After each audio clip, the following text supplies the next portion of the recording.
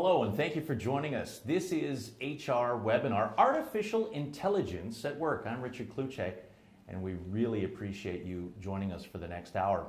Alex Binet is here. He is Canada's former Chief Information Officer, no stranger to the world of AI. Alex, great to have you with us. Thanks for having me. Look forward to it. Now, you're now a partner at KPMG.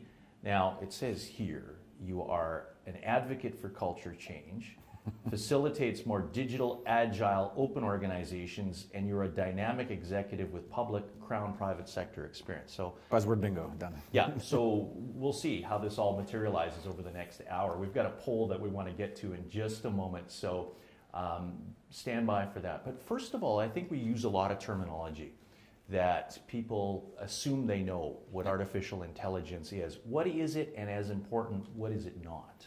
Yeah, I mean, I think it's important to know what it's not is, Skynet, Terminator, doom and gloom. It's a field that's been in existence for decades, but that's only really picked up momentum in the last, I'd say, 5 to 7 years as far as the hype curve is concerned. It's where you use algorithms, it's where you use data, it's where machine learning comes in and the machine learns off of itself a little bit.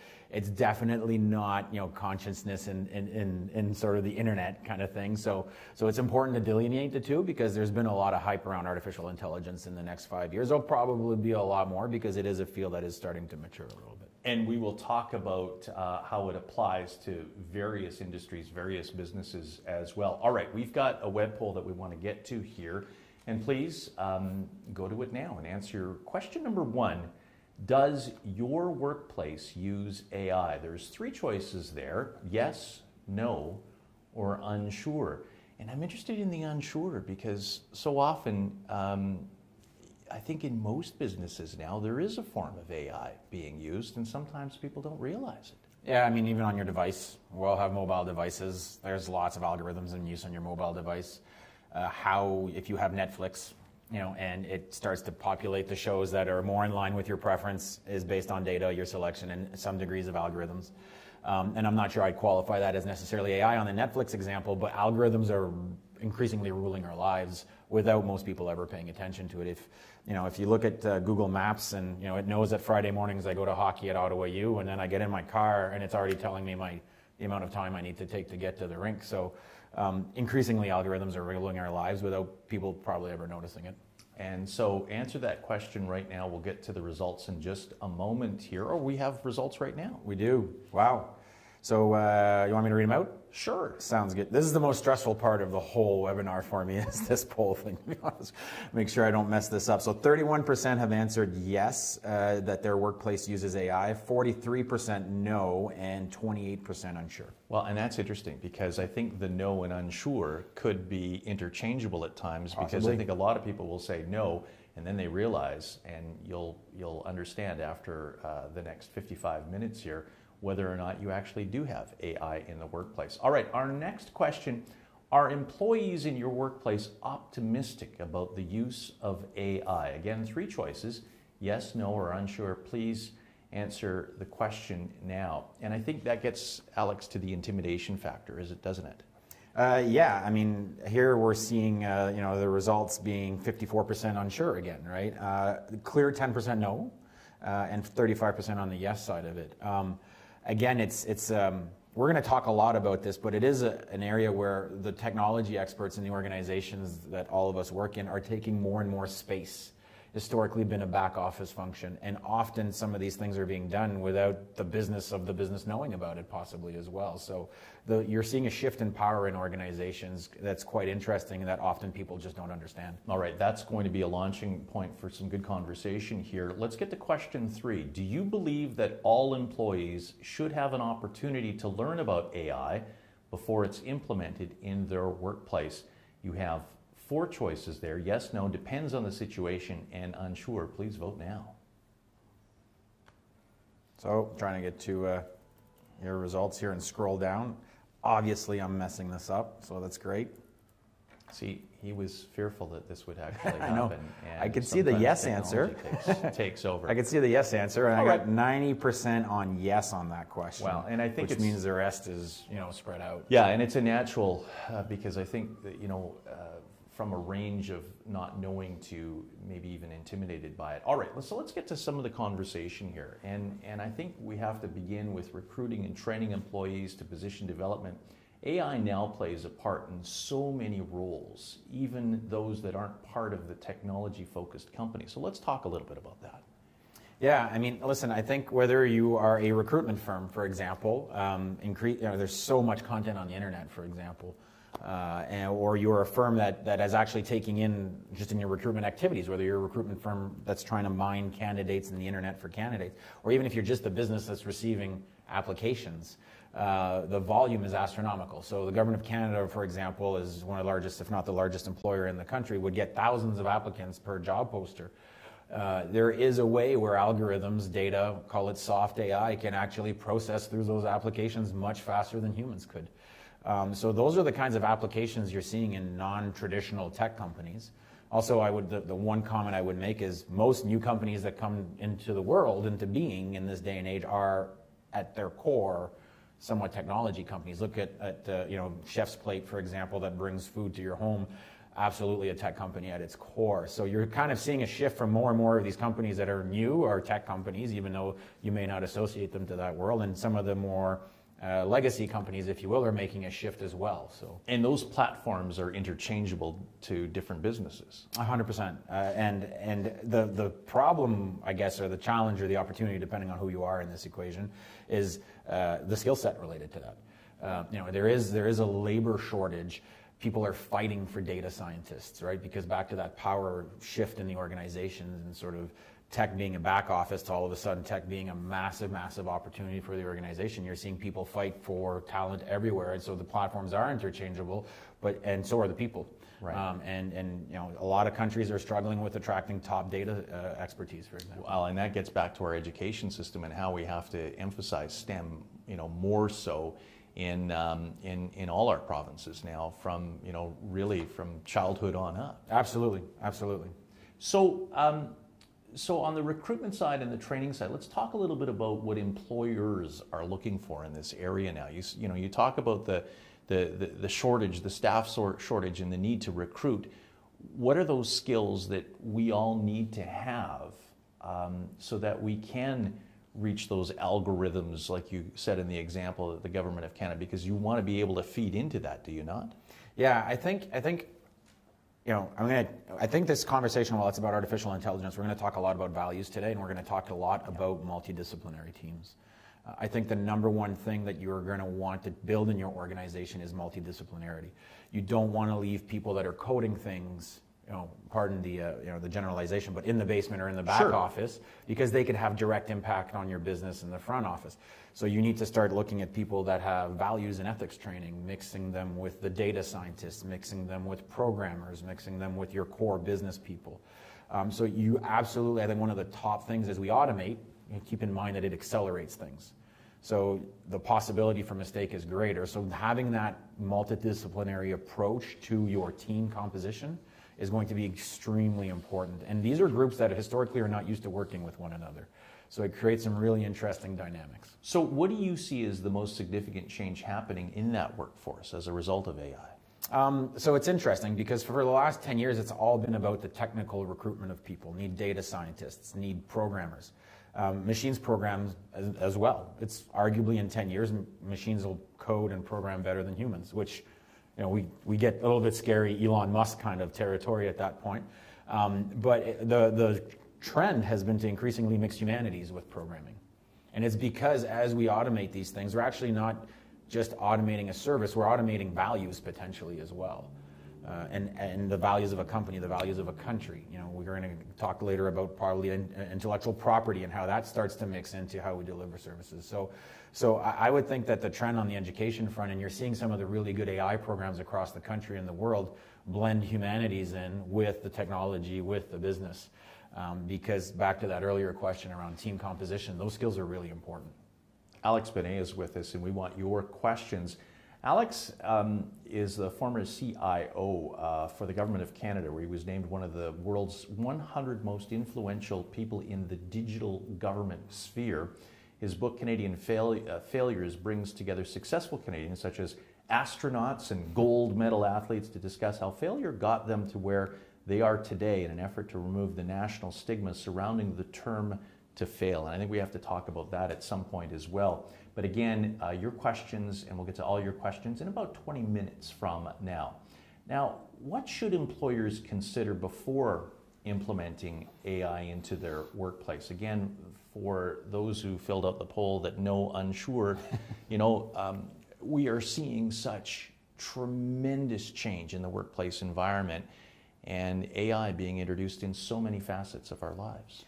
Yeah, I think if you're at the management table, you really want to make sure you have your ethical framework in place. And what I mean by that is understand what you're automating. Are you taking decisions out of the hands of humans? Should you be taking those decisions out of the hands of humans? What is the oversight that the human has to have over these systems? And it may sound trivial, and it may sound like that sounds like a sort of management 101 answer, but what happens if you're in the hospital world, for example, and artificial intelligence is helping you triage who gets the service and who doesn't first? And you have zero control over that because the product that you're using is protected from an IP perspective. Right. And all of a sudden, like publishing an algorithm publicly is also not an answer because most humans in day-to-day lives don't read an algorithm and understand what it means. So you really have to understand your values and your ethics and your framework within the organization before you dive headfirst into automation. So then it's a tool rather than an ending to itself. Absolutely. If it's seen as an ending unto itself, bad things can happen. It's been time and time again, and you've seen stories online of Amazon, for example, I believe it was Amazon or Microsoft, I forget one of the two, but introducing facial recognition, and the engine wasn't working, and it was discriminating against its creator. So like it absolutely is a tool. The one thing I would also warn organizations on is these kinds of tools, because they automate things so quickly, will bring out the flaws in the organization. Your data is only as good as your organization, and we often hear about AI bias in the workplace. Well, that's a reflection of your data, which is a reflection of your people and your culture. Okay, give us an example of AI bias in the workplace then. So for example, if you were to use artificial intelligence in the immigration process, and your data for years has been skewed towards a certain population or another, or more targeting a certain area or geography globally, then your data will reflect that in the engine. It's not the engine's fault, it'll be your data's fault. And I often tell the story that I used to travel with this gentleman called Imran Bashir, and there was no AI there, and he gets pulled over at every airport he goes to, right, because of race. Right. And so that has nothing to do with the engine, that has everything to do with us as individuals and as humans, but AI will only accelerate that bias. So we want to make sure that your data, but not only that, but again, back to values and ethics, that you understand your organization, because you will increase the speed of the both positive and negative impacts of those values in your organization. All right, let's get to it. What do we need to know then about ethics and values? I think we all have that moral compass, and that you want to translate those core values into your business, and it starts with those core values, whether AI is involved or not, right? Yeah, I think that's absolutely accurate. The thing with an AI engine, and I'm using the term very vaguely, whether it's machine learning or others, is it'll pick these things up, okay, and it'll put it back in your face very quickly. And you may not even know that bias exists in your organization, but because the data is sitting there, it's black and white, it's zeros and ones, it creates uncomfortable conversations at times, depending on the audience, your sector, the history, the culture of your organization. And so that's back to the original point of it's important not to just have programmers doing AI. You need your lawyers, you need your HR people, you need everybody around the table understanding the impacts. So that comes back and it's skewed. What do you do? It's a very, very good question. It depends on the values of your organization, and we'll get back to your management culture, for example. If you have a problem, you have to address it. I think transparency as we begin, and this will be another important theme over the next 45 minutes or so, but I think transparency is very important. So humans need to know when machines are dealing with them online, so in case there is a mistake or an error, you're talking about it openly and you're having a conversation with your clients, with citizens, with your company internally. If you're not being transparent on the use of algorithms or AI, your workforce, you're seeing some of the results in the stats, sure, may or may not know that this is going on. And it comes down to public trust at the end as well. Alex Binet is with us. Your questions coming up, you can submit them right now. We'll get to them in about 15 minutes here. a popular concern in the world of artificial intelligence that it will eventually replace human positions, resulting in job losses. How can HR professionals address those concerns fundamentally? Yeah, so let's project 50 years from now. Just if you can indulge me in a thought experiment, in 50 years from now, odds are machines will have replaced a lot of jobs. It's most likely inevitable. So if you go to St. Joseph's Hospital in Hamilton, they're planning on having a robot conducting knee surgery full time. There's no reasons that machines can't do surgery better than humans in 50 years from now when you look at the pace of change. So let's bring it back to today. Machines are already better at numbers than humans. Right? So they can crunch zeros and ones and numbers way faster, way better than humans can. So I'm not trying to be sort of the doom and gloom voice on job loss, but there will be an impact. If you look back all the way to 150 years ago when the Industrial Revolution was launched, of course there was labor impact. There's absolutely labor impact. Unions didn't exist until the Industrial Revolution, really. But the difference with today is that the pace of change is significantly faster than the Industrial Revolution. If you look at companies' risks profiles, I'm guaranteeing you people in the hotel business did not have Airbnb as a risk 7 years ago to their core business model. Yet 2 or 3 people in a basement were able to turn that upside down. So I think the pace of change will be a very, very, very big issue with regards to sort of labor markets in the near future. Using that hospital example, will there still be a physician there overseeing that automated process? We already see it in some surgeries where it's used as a tool. To me, there still needs to be that human oversight. Absolutely. Think about planes and transportation vehicles. But again, it gets back to when you're going to start the automation journey, it'll be a different skill set. It'll be a different team composition, and you need to make sure you're true to your values and your ethics and everything else that's sort of sometimes been taken for granted in organization. We talk about values in an organization and people go on to their day-to-day jobs, but values has a really big impact to play on the AI space because of some of these things. So yeah, absolutely, you wouldn't want to relinquish human decisions to a machine. Okay, so using that same healthcare example, what a team would be involved in now of 4 or 5 people, it reduces that team maybe to 1 or 2. Possibly, yeah. There's going to be some job losses. Do you look for the skills in that team and say, well, wait a minute here, maybe we can retrain you, or it's time to move on? It goes back to core values and that whole idea of attitude as well. Yeah, I absolutely. I think, again, like to your point on corporate values, we've all had organizations that say, yeah, we train our people, we give X amount of dollars, and sometimes it's lip service, sometimes it's not, sometimes employees take up on the offer, sometimes they don't, and it's a myriad of things. But I think in the next 5 to 20 years, it will be the norm that right. you must invest in this stuff.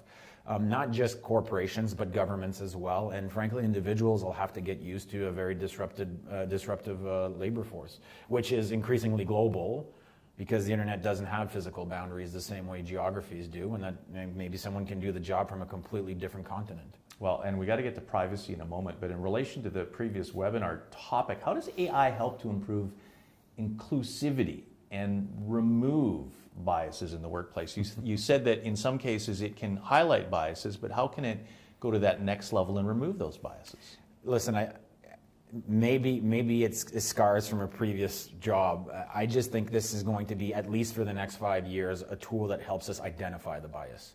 Whether it can help solve it or not will be completely dependent on the reactions that humans have once they see that bias in their organization. If your data is slanted, it's as a result of human behavior. So it gets back to leadership, it gets back to honesty and transparency. I do think that it is a very powerful tool to actually be able to identify these bias. Sometimes they happen in areas that you don't know. In Canada, we have a massive shortage of women in tech field and in engineering. So if we have a bunch of dudes writing code, there's a good chance that the outcome isn't what we want. Right? So we have such societal issues, and again, I know this is a conversation about AI, and here we are talking about massive societal issues, but right. This will only bring these issues up to the forefront even further. You either be a part of change or change will change you. Alex Binet is here. He's no stranger to the world of AI. He's Canada's former Chief Information Officer. Taking your questions now. We'll get to them very shortly here. All right, employee privacy here. I compare even within the last 10 years, how much data that is available on you, on me, on everybody joining us here how much data is available and who gets it, who mines it, whether or not on my smartphone I decide to allow it to be used or not. Let's talk about that from within an organization, how you share that, who manages it. Yeah, again, this is one of these functions that has historically been less popular in organizations, if I could call it that, or an administrative or regulatory burden, and we're seeing it flare up everywhere, right? Because we don't have the right rules, the right frameworks, the right regulations, the right laws to manage privacy in a digital age in a lot of sectors. Think of Sidewalk Labs in Toronto and what's happening there. It was an infrastructure project that turned into a privacy debate, and we weren't ready for that as a country. And now we are. But if you think about it, repeat it with Uber, right? Think about all the disruption on municipal regulatory frameworks with regards to Uber, right? And so time and time again, we're seeing that we're not quite ready for these things. And privacy is one of these, is one of those elements. The problem, I think, is also the opportunity. So we choose to relinquish privacy controls. None of us, for the most part, read the disclaimer on our apps. No, we trade in convenience for privacy, right? Or privacy for convenience.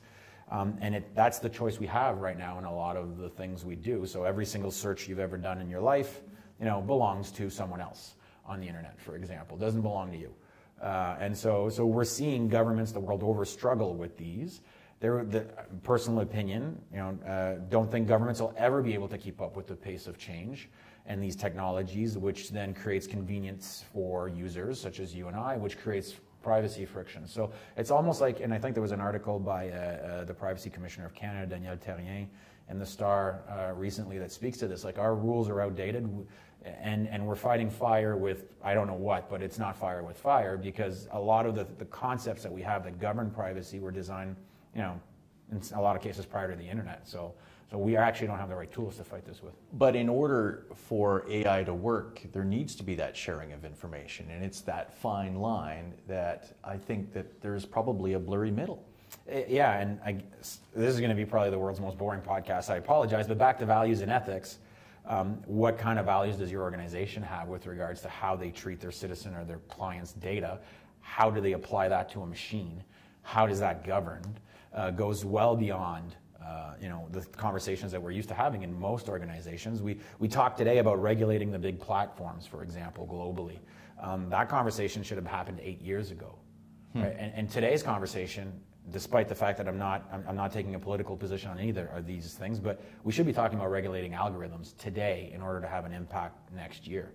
Right now, we're not having those conversations. Well, and that's a conversation that you have to have within the workplace, Absolutely, in your structure, and you have to practice what you preach. And so then, how transparent should employers be about the use of AI in the workplace? We talk about, confirm,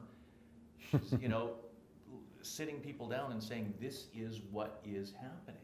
Yeah, I think, so a few things on that front. I think if you look at it within an organization, it should not be a secret that many, many organizations are trying to automate internal processes, procedures, things of that nature. If your organization is not being honest with you about it, it gets back to values. With regards to how you serve a citizen or a client, for example, it should be the norm that if a company is using an algorithm to provide a service to a citizen, that it actually tells people that it's doing that you are speaking to a bot, that you are speaking to a machine. Again, I do think that the concept of openness, transparency, mixes very well and has to be in the same conversations when we talk about AI and automation. Well, and again, so often we'll get to this and we'll talk about the negatives, but there's a lot of positives to 100%. this. How does this help an employee's life? Yeah, I think the positive side of it is, we've all been in a job that we had a mundane part of our work, filling out expense reports, keying in data, things that, might be good for, mundane once in a while in a job is maybe good, but if that's not the things we like, again, machines are already better than us at numbers. Robot process automation can take care of moving data from one place to an next already. It's cheaper than hiring humans, and if we could liberate someone from doing that job to do something more impactful, I absolutely think that's the value in the organization. Again, I just think it's a question of honesty. It's a question of managing the messaging. It's a question of bringing people along for the ride at the beginning and at the outset, not once you're doing things to them. And I think that change approach is very important. Richard Kluche with Alex Binet. We're going to be right back here on This is HR webinar, Artificial Intelligence at Your Workplace. We'll continue in a moment.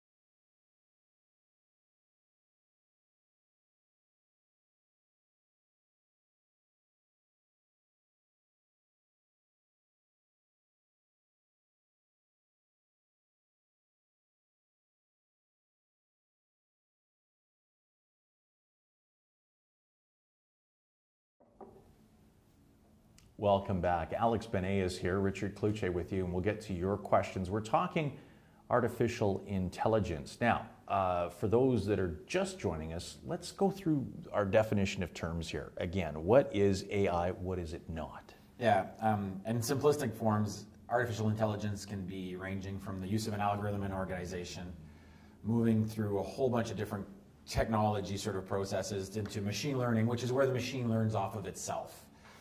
What it's not is, in today's world, Skynet. It is not the boogeyman. It is actually a science that's been in existence for quite a few decades now, in which Canada is very well positioned, by the way, globally on the research front.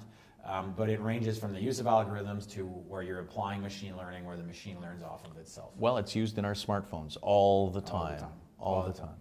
All right, let's get to some of your questions now, and keep those questions coming in. We're here to help and answer your questions. How can HR professionals play a role in embracing AI and keep up with its advances? Because as we've been saying, it changes day to day to day.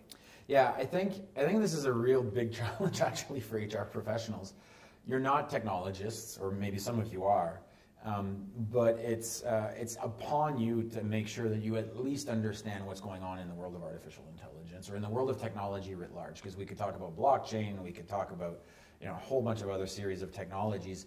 The difference between today and 20 years ago is the pace of change has accelerated. It's like doubling and tripling and quadrupling, and if you're not changing, you're pretty much guaranteed that you'll be dead in the water as an organization over a short period of time. So you as an HR professional have to either manage situations or bring people in.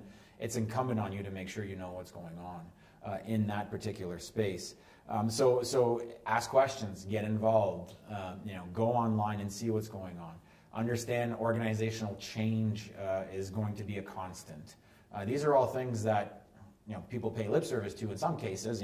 We all know there's cultural change, things that have to happen in an organization, but the pace today is very different, and that's something that you should be very, very cognizant about as an HR professional. Well, give us an example of one of those AI changes that we're seeing right now. Well, so for example, if you work in the financial services sector, we talked about machines being better at numbers than humans. Are there, for example, pockets of your organization that do regular sort of repetitive tasks that a machine could do better? Those are things you have to be aware of, because there will be labor impacts in this particular space. It's inevitable if you look at it over a 20-year period and you look at labor changes over 20 years. If we want to take the emotion out of the year-to-year thing and go 50 years, it's inevitable that your organization will no longer have those tasks performed by humans. You know that that's where the puck is going, so the question becomes, how do you get your organization ready for that sooner rather than later? Well, and it does come back to customer service in so many ways, right? I can now do financial services and banking on my phone, yet when I want to speak to somebody, sometimes I'm on hold, and there's something to be said about that personal service, right? So it's a balance for organizations on how you put somebody up front to be the greeter and the person that can be the face for your organization versus those tasks that can easily be done through using AI. So absolutely, and if anybody ever wants to see what a digital society looks like, I encourage you to go to Estonia. In Estonia, Estonia. So very few bank tellers in Estonia, for example. Everything, your taxes are done through text for the most part. Confirming that this is who you are, this is how much you made, and then your taxes are done. They've built a digital society over the last 20 to 30 years.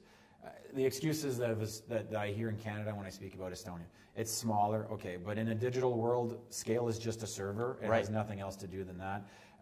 They started from scratch, yes, but their annual IT budget, I believe, was something into the tune of 200,000 euros when they started back in the 90s. So it's not like they had a huge budget. So all of these, we make excuses for ourselves, but Estonia's really built a digital society. And actually, if we look at where Canada could go in the next 20 years, there is an existing reference model for how we do customer service that may or may not be through humans. Frankly, the more automated, the better when it comes to taxes. I'm sure we would all agree to that.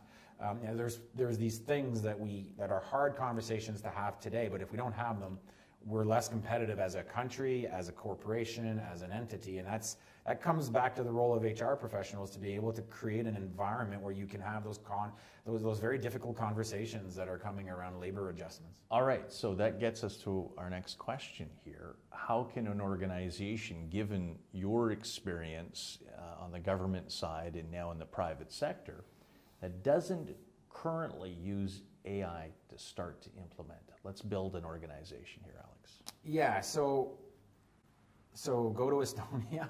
No. So I guess a few things. We talked about failure earlier on. Not a huge fan of big bang technology or digital projects than trying to boil the ocean. Those things never work. They rarely work. Right. So recommendation would be to talk to someone from the outside, bring in help, start small, trial it with something that's low risk. Be very comfortable with your values internally as well. Be very transparent about these are all things you could put in place. I would also advocate for having a few people responsible for this on a day-to-day. This isn't something you can do from the corner of your desk as it with a variety of backgrounds here, Absolutely. HR backgrounds, tech backgrounds, mix that all up. I think if you're in a leadership position in an organization, you absolutely want to bring every line of business into this discussion because it will impact every line of business. But you want to give the ball in the hands of someone that's going to run with this within the organization. This will be a recruitment challenge. It'll be a change management challenge. And the change management only happens if you give that group air cover to experiment and fail and try again. Because we think that we'll put $1 million into artificial intelligence and it'll give us $10 million back in efficiency. And often that's just not the case. Our data could be faulty. You're going to find that you're going to start pulling on this thread, and all of a sudden you'll be shirtless because it'll just continue to be a part of your day-to-day operations in your organization if you choose to make it such. A lot of questions about give us examples, and I'm thinking of everything. Well, we can get to the office environment in a moment, but the warehouse where there used to be a forklift operator, that's replaced by artificial intelligence. Robots everywhere. Yep. So, where something was labor intensive even 10 years ago, now is replaced by IT technology, by technology that is making sure that those automated processes are updated and maintained. So, talk a little bit about the work environments where you have seen in the now that has been affected by AI, and then we can talk about in the future here. I think the root cause of what you've outlined as an example, so robots in a warehouse, is we've switched economic production models. Not to get too economically theoretical here, but industrial age was about putting people plus resources, lots of people plus lots of resources equals output. That's how Western society has been built. In the digital economy, it's about ideas, it's about smaller scale, and it's about using the internet to go big right away. Right. And so the whole thing has actually been switched on its head. So let's look at the automotive sector, for example. I think there was a report on CBC of late. You have individual dealerships that cannot keep up with electronic vehicle demand. And even the mechanics were interviewed and saying, well, we're going from fixing spark plugs to applying patches to the car. Okay, well, fixing a spark plug, back to the comparison of models, was 1-to-1. One car, one spark plug. Fixing a patches, you download it on 100,000 vehicles in an instant. So the entire organization's skill set shifts. So that's just the automotive sector. You mentioned warehousing. If you look at in the public sector space, I was at a forum in New Zealand with 9 other countries a few years back, and I was shocked that one of the countries had outlined that they're no longer looking to hire policy analysts. They're building them. Right. Because a policy analyst collects data, processes data, proposes policy changes, but an AI engine can do all of that. And in fact, it can actually predict the outcome depending on your data. So it goes even further. So those are some of the, and in policy and government, and to all my government friends, I'm not saying all my policy friends that you're out of a job tomorrow. That is not what I'm saying. But it has an impact even on some of the most fundamental human positions, if I could call it that we thought we had in an organization. So it touches, and we talked about healthcare before, for example. I mean, you're seeing AI being used to detect cancers earlier. You're seeing anywhere where there's data, machines will be better. So let's look at it from what functions touch data today. So if you're an HR professional and this is being turned on its head, I can imagine the conversation you're having with a 30, 40, 50 something that comes in, and you're having that conversation saying, well, your job is radically shifting here. Mm-hmm. And how do you pilot somebody through that? Because you either embrace that change or it will change you. Yeah, and I think it's interesting, as we're talking about technology, the one skill set that may be the most important is all the soft skills. Right? So to your point, how do you create an environment where people can have the conversation, where people are honest about things? I think the worst you could do in an organization is say, don't worry, AI won't impact your job. Or because it will. Right? Or don't worry, technology won't impact your job. Let's go back to the cave years as a species and look at the pace of change over the last 2,000 years. Of course, technology has impacted our lives absolutely every day, whether it was the wheel or the internet. So I think that all of a sudden the soft skills become even more important than they've ever been because of this change coming. So putting your head in the sand and not having these difficult conversations is very hard. Is very irresponsible. Having the hard conversations is very hard. So we find ourselves a little bit stuck. So where's this all going? We talk about the now, and we talk about the automotive sector, that warehouse sector. You can order from the app anything, and it'll get delivered in a more traditional way. Still, somebody's in a car or a vehicle, but at some point that's going to be automated, depending on where you live. Mm-hmm. Where's this all going? That's a great question. And anybody who professes to know, I would say we should question. If we were thinking... I'm sure there's an algorithm that's going to tell us where it's going. or we all live in the Matrix, and the Matrix knows where we're going to. Right. That's also a theory. But I think based on your experience, based on what you have seen, and on your world travels, you get a good sense of, in the short term, where this is all going. Because I agree with you entirely. The governments are behind on this. There is a thirst for more online services that, we still have a bricks and mortar type of environment. I think about our schools, our universities. Yep. I think about the way we buy, public insurance in some provinces, how that is going to change because we would rather do it from our phone or a clip from the laptop, yet we have all this infrastructure that's invested in people. And suddenly, people like you are coming on and saying, well, this is changing, and I think we all see it, but until it really, really impacts our world, and it's starting. It really is starting. Listen, I think, think about Uber 5 years ago. Let's use Uber as an example, if you want to know where I think things may go. Uber 5 years ago leveraged platform data, economy of the masses, and turned the entire transportation industry on its head. And think about where our lives would be without Uber increasingly today. And look at how it's forced the taxi industry to shift, to create apps, to personalize the service even more. So I think you could expect more of those 2 or 3 people in a basement absolutely turning a sector around. So how do you prepare for that?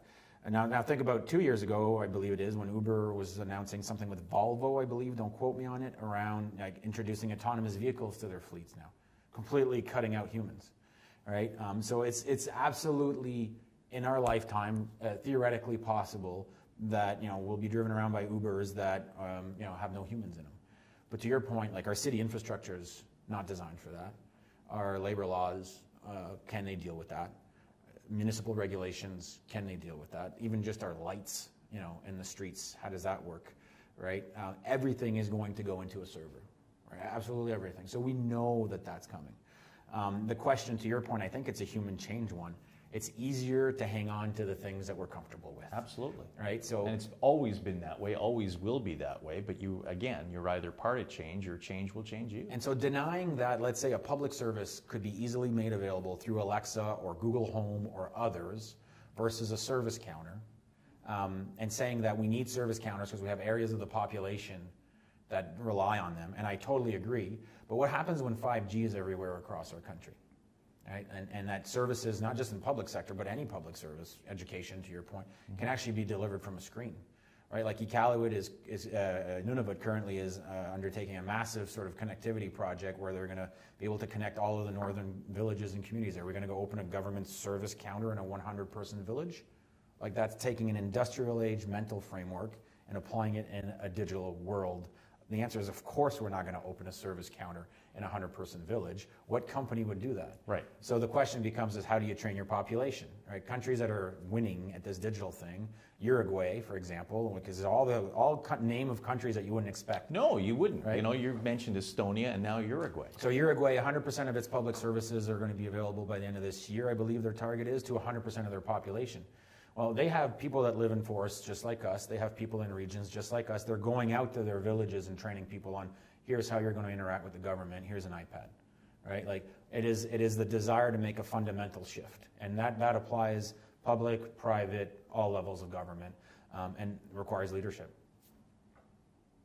Within organizations, in government, and in a variety of ways. All right, so, and while some people will look at this as doom, I look at this as opportunity. So where are then, according to some of our questioners here, and keep those questions coming, we've got a few more minutes, where will this create new jobs? You talk about soft skills. Let's get into some specifics here.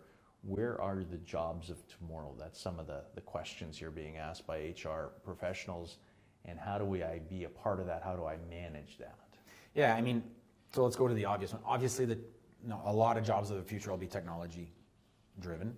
So obviously you want to have some form of technology strategy from a recruitment, from a people management, from a training perspective in your organization. I think those are obvious. Increasingly what you're seeing though, I'm back on the humanities side, and I have to speak about that because I'm a history major, so I feel like I have to. You're going to be seeing people that need mediation skills. It's more of a EQ-based than IQ-based role possibly. Right? So how to actually do communications in a way where you're going to be dealing with public trust issues because of technology and digital change day in and day out. So a lot of the skills that over, let's say, the last 20 years we've been focused on the tech side of it are going to increasingly, critical thinking, right? Skills are going to be coming back, are actually coming back in universities. If you look at the University of Alberta's program on AI, starts to blend tech with humanities, making certain courses mandatory on the humanities side if you're a tech major, not stuff that we were used to necessarily seeing for a while. So you're going to start seeing a lot of those soft jobs continue to take on a lot of meaning. After that, where it goes, I think some of the bigger impacts will be around community colleges and college. Like if you're getting someone ready to do certain pieces of work in tech that could be replaced by a computer or a machine, that'll be interesting to see where colleges go and universities go on some of those task-based sort of careers that we were seeing. So yeah, absolutely going to be interesting time. Someone asked me at a conference last week, like, are we all going to be on a beach one day? Then we get into some really sticky issues around minimum income for countries, right? And basic minimum incomes. Like, that gets interesting as well. So yeah, the next 20 years, I mean, what an amazing time to be a part of if you're a glass half full kind of person. Oh, absolutely. And I think, and so think the key piece here, and let's break this down. If you're managing this change and you're within change in that environment, you've mentioned that as leaders you have to bring everybody throughout the supply, throughout the chain into this. Let's talk about advice, especially when you sit that person down and you're introducing change into that environment, that AI is going to be more and more part of our environment. And it means that there will be fewer jobs. It means jobs and positions will get reorganized, and those with those soft skills, those people skills, will find another job for you within the organization. But in other cases, there's going to be, unfortunately, people losing jobs as a result of this. So talk a little bit about the process in managing change. You've talked about transparency from the beginning. Take us through that. Yeah. I mean, so first of all, the hardest part of the job is sort of that kind of organizational change, organizational restructure, and there's different schools of it, and folks that are watching are a lot more experienced than I am in these spaces. Sure. I would say, though, that when it comes to introducing new technology, whether it's AI or anything else into the organization, if you know that there's a critical part of your organization that's going to get hit, or a part of your organization that's going to be impacted by this change, having them part of the design of the change is actually quite critical, because otherwise you're creating conflict. And you may still have that, but being very transparent with the organization from the leadership down on, hey, we're introducing some of these mechanisms. Give us an example of that. Well, so for example, it's not necessarily AI related, but I was a CEO of some of our national museums in Ottawa, Crown Corporation. God, it's been like 3.5 years ago now. Such is life. And we wanted to start releasing all of our content to the public from the moment it was created. Right.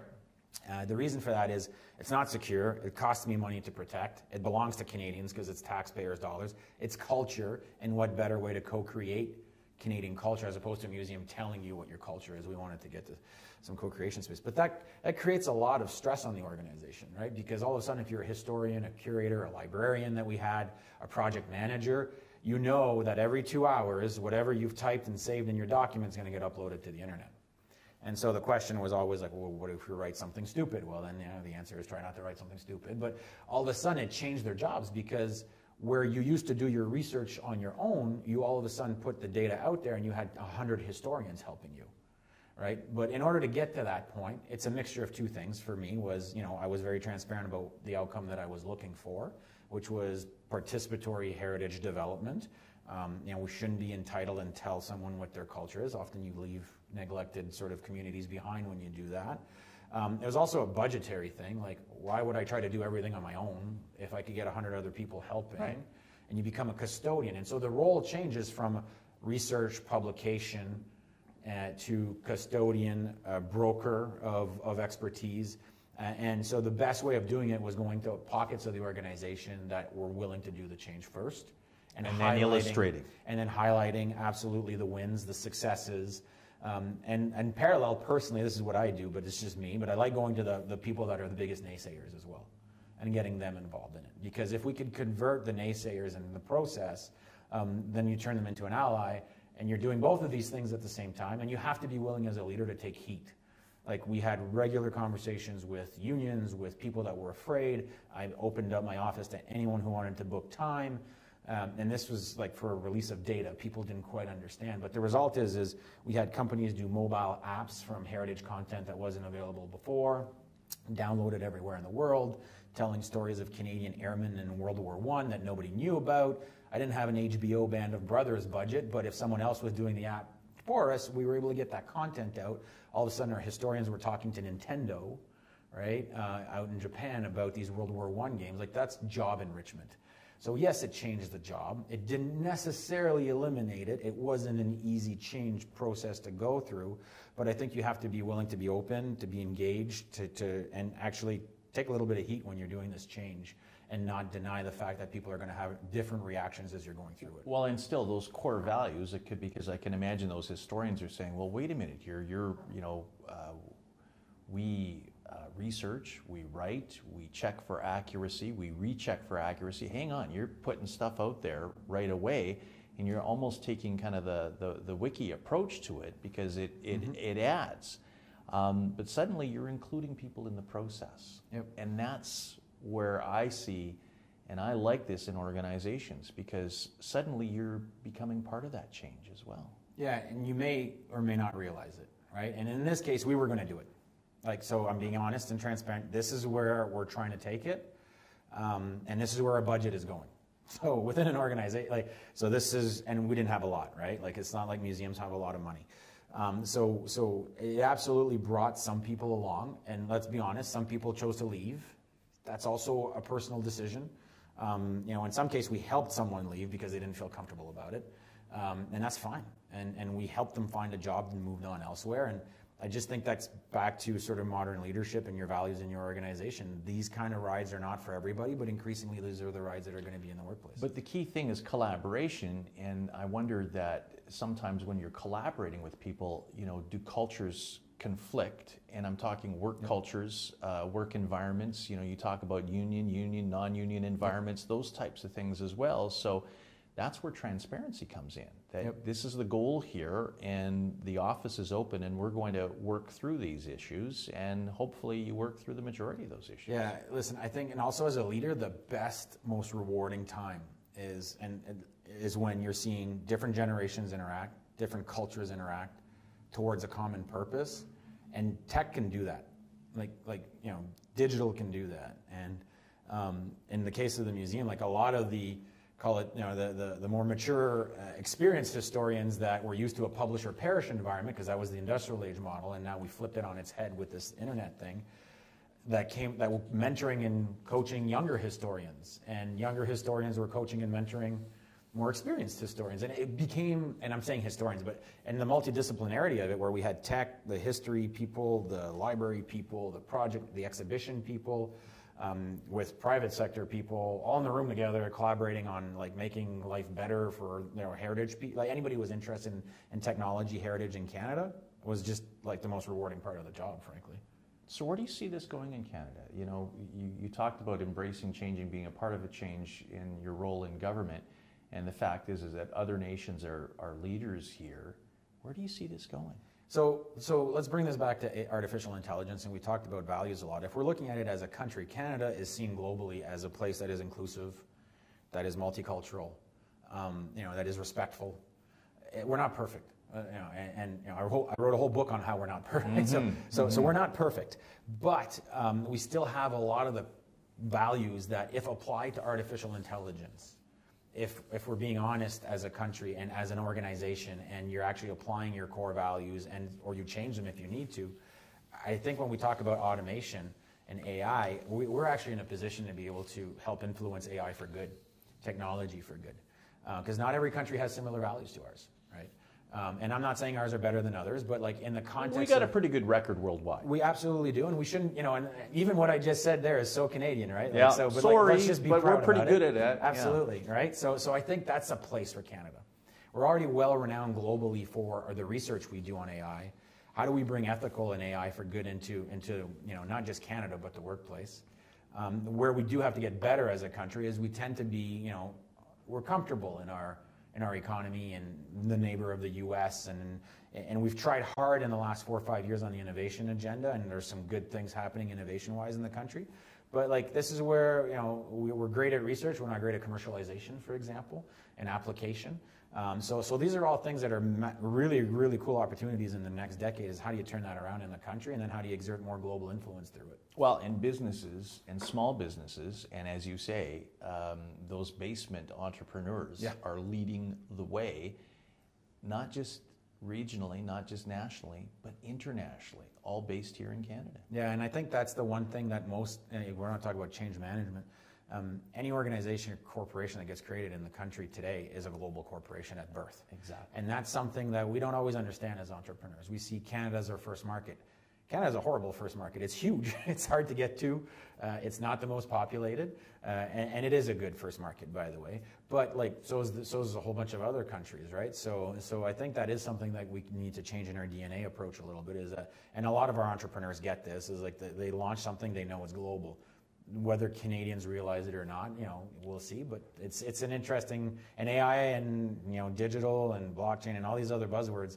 will only reduce the physical industrial age borders of construct that we've lived with. But as an HR professional, that's important because, you know, through collaboration, you're not only collaborating with other people within your country internationally, and you are dealing with different cultures as well. And you may not have that face-to-face in a room, you are communicating online. Absolutely, and if, you know, like look at this as an example today, you know, the concept of having to hire someone physically in your headquarters is increasingly changing. I mean, you see different articles of, you know, telework or not or other things, but like go where the talent is.